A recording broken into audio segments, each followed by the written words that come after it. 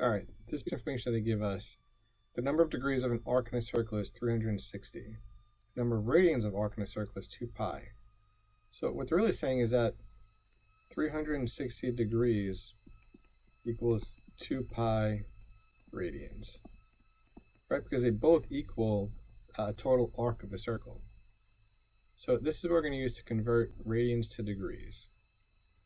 So what I mean is, like, let's say you have, let's say 1.5 radians. You want to know how many degrees that is. Well, we could say that 2 pi radians is 360 degrees. So 1.5 radians would be how many degrees, right? And then don't add the pi just because normally our radians have is pi. Keep it as 1.5 because that's what it says. So cross multiply. 2 pi x equals 360 times 1.5.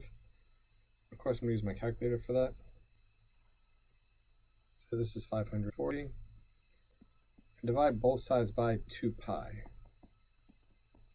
And in this case, pi is 3.14. So let's get this calculator. 540 divided by 2 pi. So it's 85.9 degrees.